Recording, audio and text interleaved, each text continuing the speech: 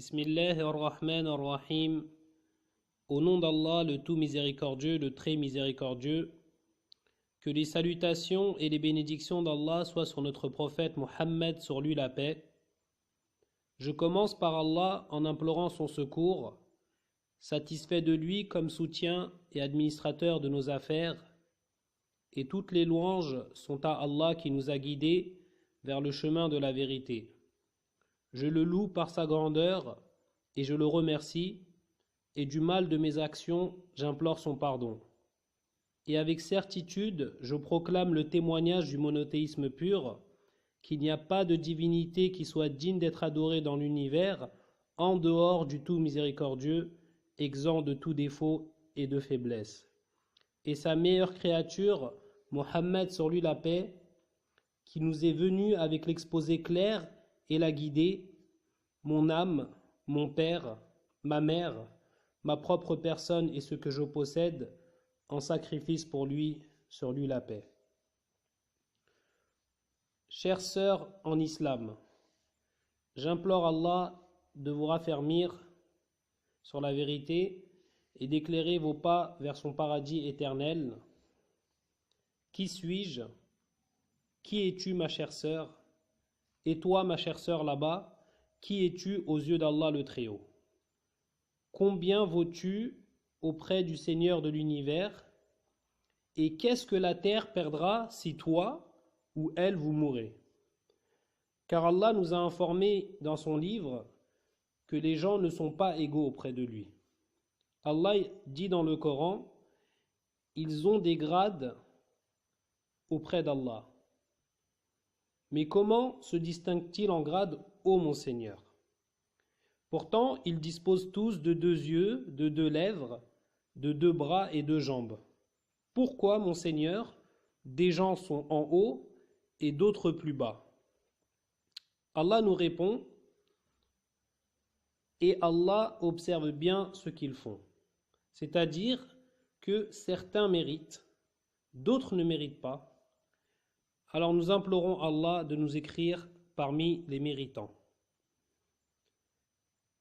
Est-ce qu'il y a des gens qui, lorsqu'ils quittent ce monde, toi ma chère sœur ou toi mon cher frère, la terre se rétrécit et le ciel aussi pleure la perte de cet être cher? Oui, en effet. Le Coran mentionne cette vérité à propos de peuples qui ne représentaient rien auprès d'Allah. Allah dit, ni le ciel ni la terre ne les pleurèrent et ils n'eurent aucun délai. Et lorsqu'on demanda au compagnon Ibn Abbas, qu'Allah l'agrée, que signifie ni le ciel ni la terre ne les pleurèrent, il a répondu, oui, il n'y a pas une créature qui ne possède pas une porte du ciel, d'où descend sa subsistance, et par laquelle ses bonnes actions montent vers Allah. Alors si le croyant meurt, sa porte par laquelle descend sa subsistance est fermée, et le ciel le pleure. Et le lieu où il accomplissait sa prière et invoquait Allah sur la terre pleure pour lui. Et il dit, certes le peuple de Pharaon n'ont laissé aucun bien sur la terre et aucune bonne action ne montait vers le ciel, alors ni le ciel ni la terre ne pleura pour eux. Y a-t-il une chose plus importante pour l'homme depuis qu'il est venu dans ce monde que de satisfaire Allah, le Seigneur de cet univers? Certaines personnes ont le souci de plaire à un tel ou de satisfaire un tel, ceci est vrai.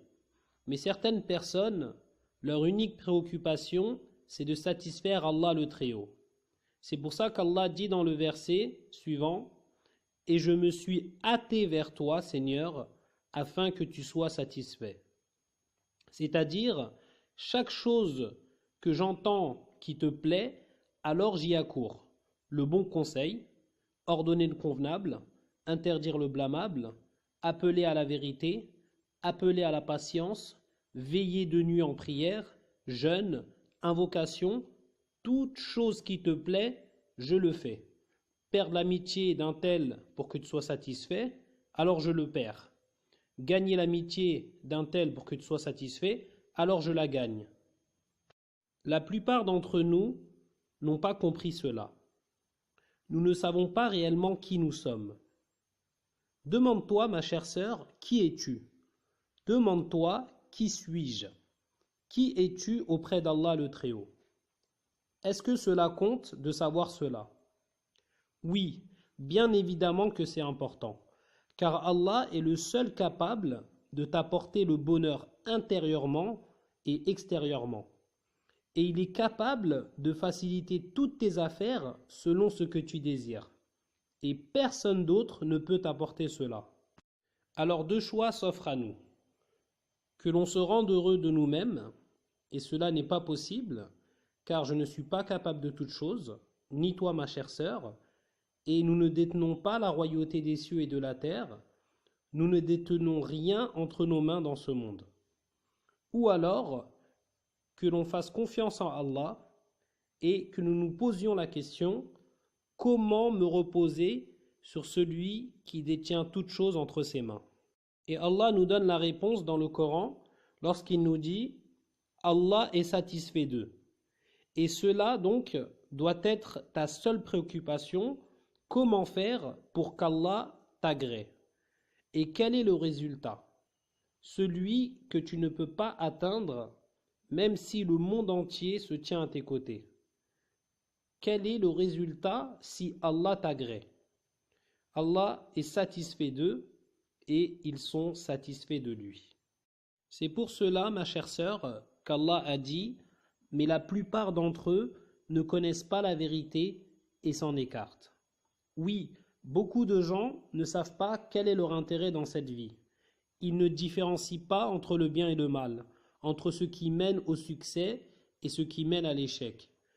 Ils ne peuvent pas apprécier les choses à leur juste valeur.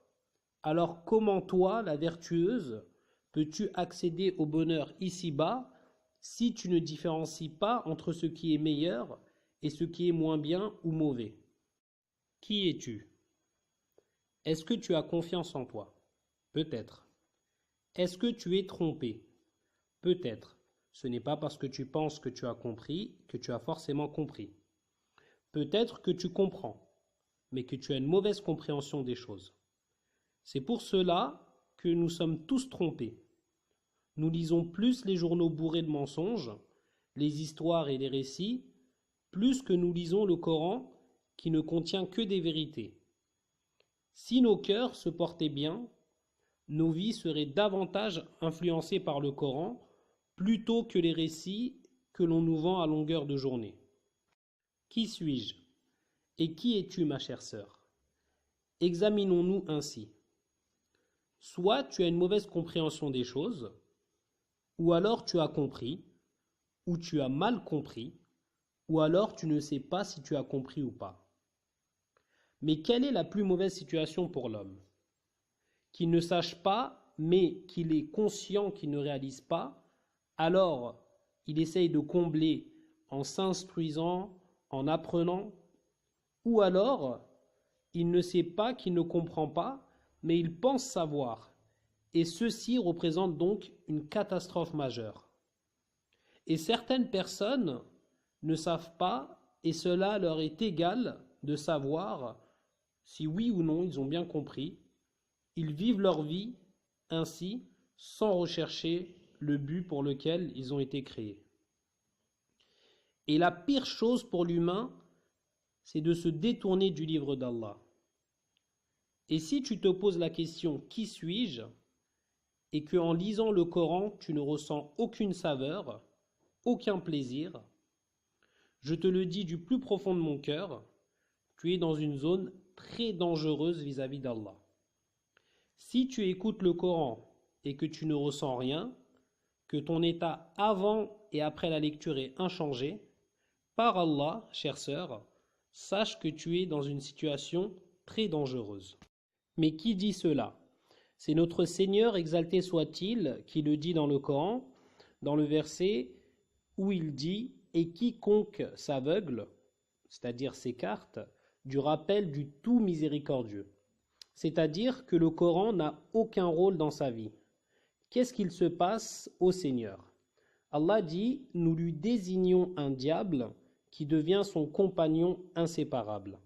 Ce diable vient aux gens qui écoutent du Coran, du Nachid, de la musique, et cela lui est égal.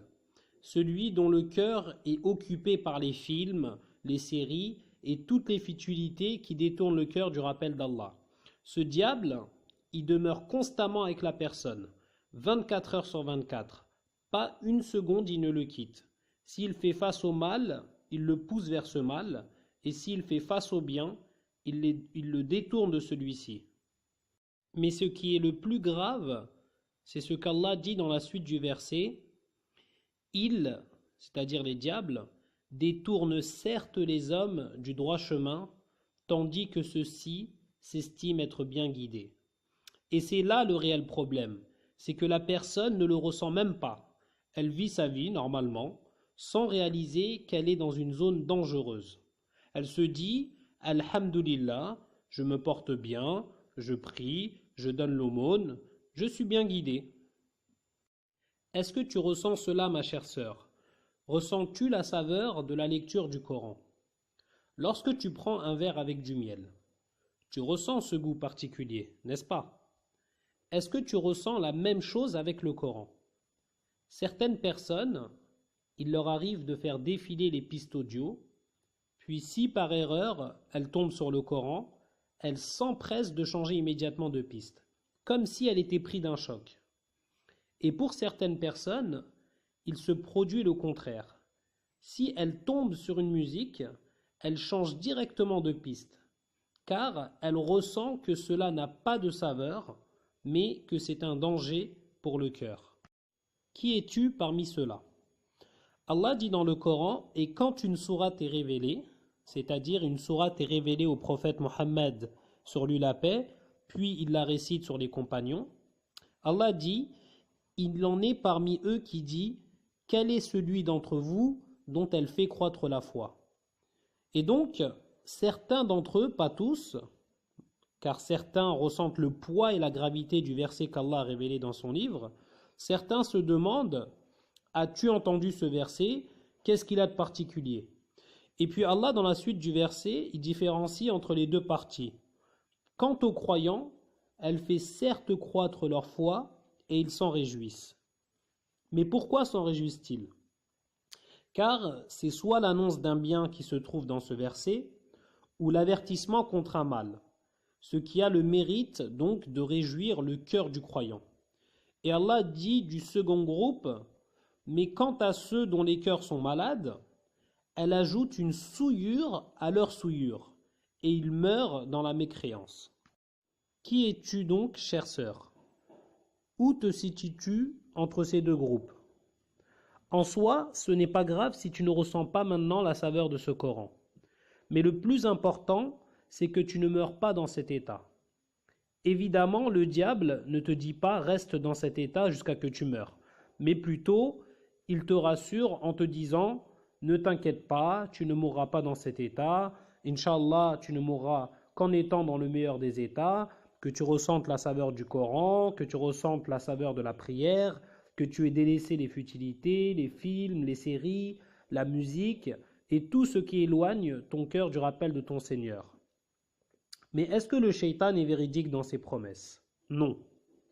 Allah nous l'informe en disant dans le Coran, il leur fait des promesses et leur donne de faux espoirs, et le diable ne leur fait que des promesses trompeuses.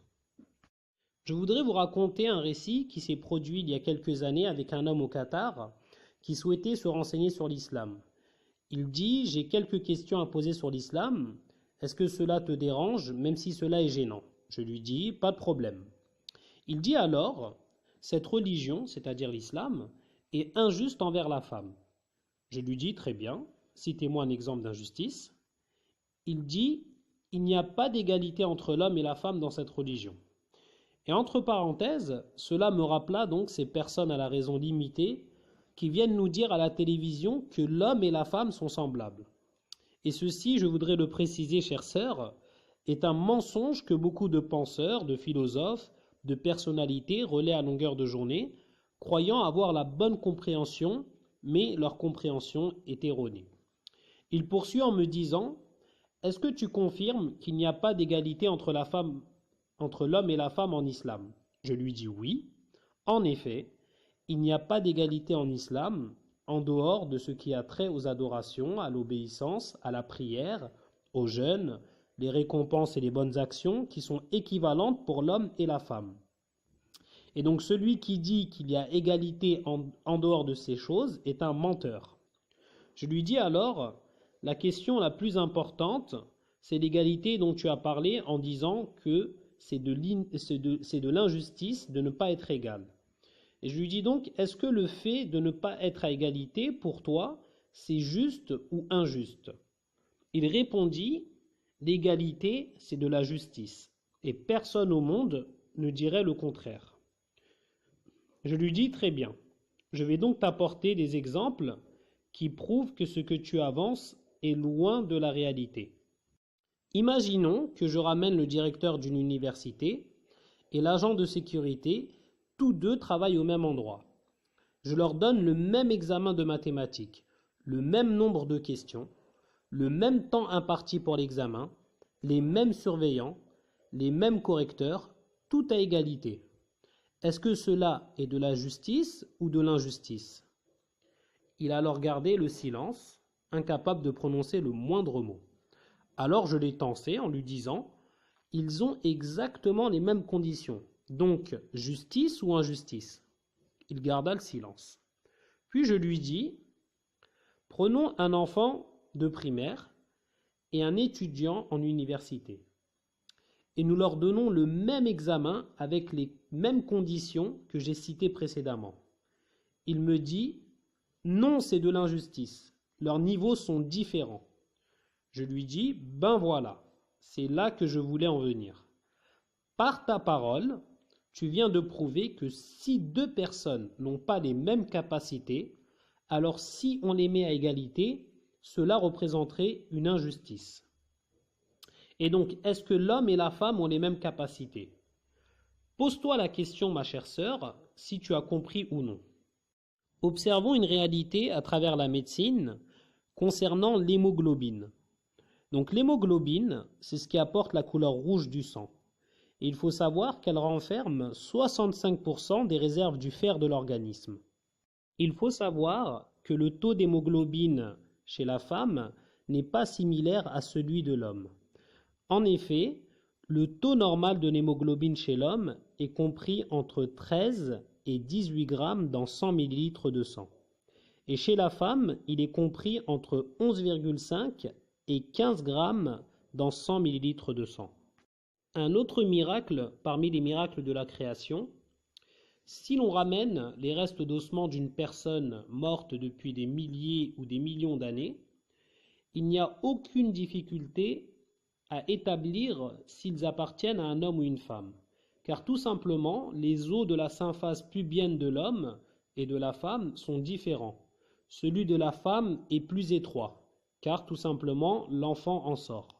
Et l'homme, son naine est large et fixe, car il n'en sort pas d'enfant. Alors va-t-on crier à l'injustice? Si l'on pèse un homme et une femme, on constatera en général que l'homme pèse plus lourd que la femme. En France, par exemple, les études évaluent que l'homme pèse en moyenne 77 kg et les femmes 62 kg. Et vous pourrez constater que très souvent sur les sites de simulation, on demande en premier lieu de renseigner le sexe, donc si on est une femme ou un homme, même si la taille est similaire. Pourquoi à votre avis? Car Allah le Très-Haut ne les a pas créés semblables l'un à l'autre. En effet, la quantité de chair chez la femme est supérieure à celle de l'homme en général, et la quantité de muscles est supérieure chez l'homme. Pour que lui travaille, l'assume, la protège, Allah lui a donné une capacité physique pour supporter les charges lourdes, faire des efforts contraignants et répétés. Mais la femme, elle, non. Elle n'a pas reçu ces spécificités. Aller à la guerre, par exemple, tenir une mitrailleuse à l'épaule toute la journée, cela lui est beaucoup trop pesant. Alors cet homme qui posait la question, il garda le silence longuement face à cette évidence d'un point de vue de la raison, de la médecine, et ces choses incontestables pour un esprit éclairé. Évidemment, ces réalités peuvent être inversées avec un programme de musculation intensif. J'ai poursuivi mon échange avec ce monsieur en lui proposant un autre exemple. Je lui dis, prenons deux mécaniciens. L'un est un homme et l'autre une femme. Les deux travaillent dans le même garage 12 heures par jour. Ils ont la même taille, le même âge et la même origine. Qui est le plus fort physiquement? Il me répondit, l'homme. Et qui est le plus faible? Il dit, sans aucun doute, la femme. Je lui dis, qui des deux a ses périodes menstruelles chaque mois et qui change son état physique, psychique, hormonal, change son humeur, lui fait perdre une quantité considérable de sang et provoque des fièvres? Il me dit, la femme. Je lui dis, alors, tu vois, tu l'affaiblis davantage. Et lui, l'homme, il ne lui arrive rien de cela. Je lui dis, qui supporte péniblement 9 mois de grossesse? Il me répondit, la femme. Je lui dis, tu vois, tu l'affaiblis encore davantage. Je lui dis, qui vient au travail et son cœur est inquiet pour ses enfants à la maison? Il me dit, la femme. J'ai dit, donc, si on résume, l'homme, il ne se fatigue pas, il a plus de muscles, plus de masse corporelle, il n'a pas de période menstruelle, ni grossesse, son cœur ne s'inquiète pas comme celui de la femme pour ses enfants, alors pourquoi lui donnez-vous le même salaire à cette pauvre femme? Bande d'injustes. Il acquiesça et dit, mais oui, c'est vrai. Et est-ce que cela est de la justice ou de l'injustice? L'un des deux se fatigue davantage que l'autre, et vous leur donnez la même charge de travail, puis au final, vous leur donnez le même salaire, vous êtes réellement des injustes. Manifestement, ceci est une grande injustice. En effet, et parmi la sagesse d'Allah, le Créateur, de ne pas avoir donné de force à cette femme, ni de muscles, mais qu'elle mette au monde un homme comme celui-là et l'éduque, est tout simplement une sagesse qui dépasse les esprits faibles et dupés par cette propagande acharnée. Demande donc, ma chère sœur, à ceux qui te parlent d'inégalité, de ramener une carte du monde et d'indiquer un seul pays au monde où il y a une entreprise qui prend en compte, dans les conditions de travail de la femme, ses périodes menstruelles, les conséquences physiques et hormonales qui en découlent. Une entreprise qui t'accorde une semaine de vacances par mois à travers un accord signé au préalable au moment du contrat, stipulant que lorsque tu as tes périodes hormonales, par exemple du 17 au 23 du mois, tu prends ton congé tous les mois. Est-ce que cela existe dans un seul pays dans le monde? Malheureusement, la réponse est négative. Alors cet homme, qui prétend que l'islam est injuste envers la femme, ignore que cette religion prééminente est la seule religion au monde qui a pris en compte ces changements causés par la période menstruelle mensuelle de la femme. Il ne lui a pas donné de congé négocié, mais plutôt il lui a donné une dispense à travers le deuxième pilier de l'islam sur lequel repose toute cette religion, qui n'est autre que la prière. Cette religion de justice lui a ordonné de ne pas prier, alors que dans la jurisprudence islamique, celui qui délaisse la prière sans raison sort de l'islam.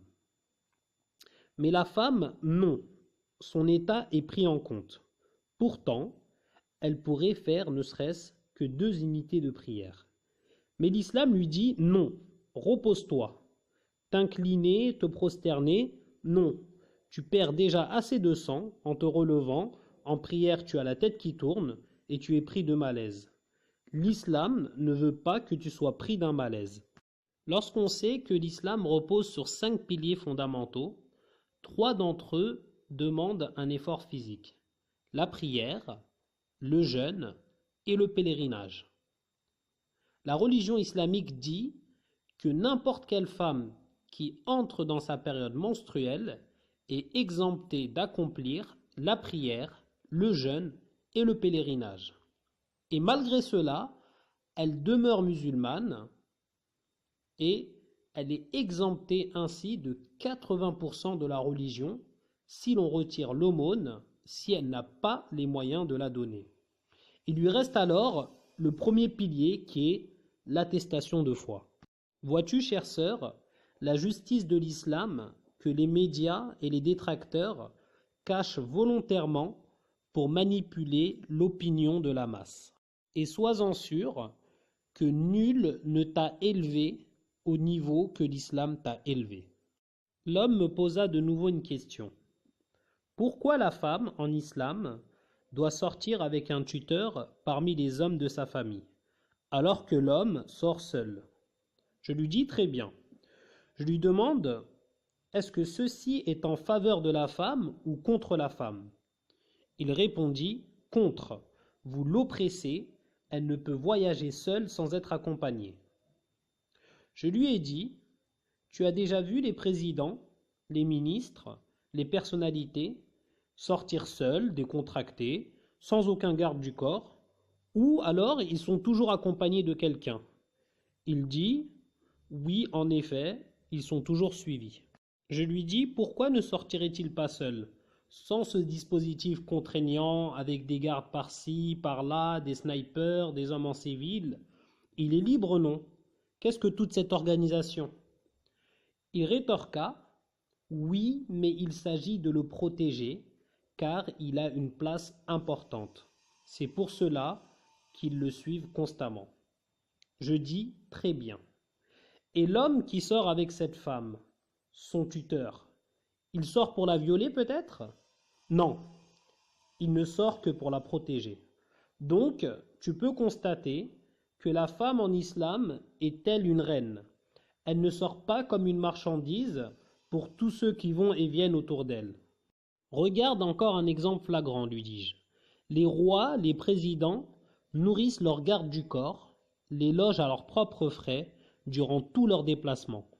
Cet homme qui accompagne la femme dans ses sorties, celui-là que vous considérez comme celui qui l'a contraint à l'islam, au port du voile et à faire preuve de discrétion et de pudeur dans ses sorties, c'est lui qui assume tous ses frais, et c'est lui qui est responsable d'elle. Et cela équivaut à la protection de la religion chez nous les musulmans. Un homme à l'époque du prophète Mohammed sur lui la paix est sorti lors d'une bataille à ses côtés. Prêt à mourir en défense de la religion, il dit au messager d'Allah, « Ma femme est partie au pèlerinage. » Le prophète lui ordonna alors de retourner en arrière et d'aller faire le pèlerinage avec sa femme.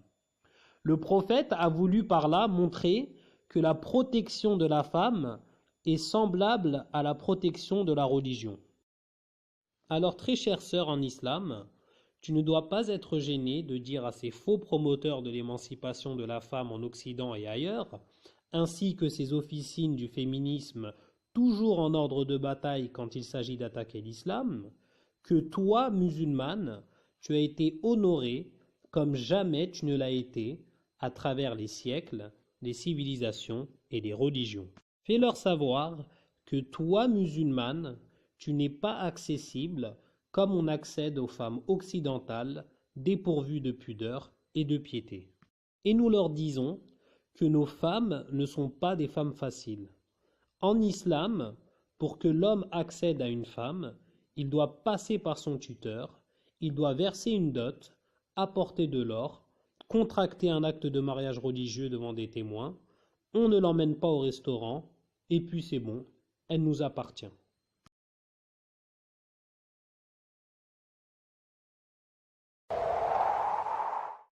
Subhanallah walhamdulillah wa la ilaha illallah.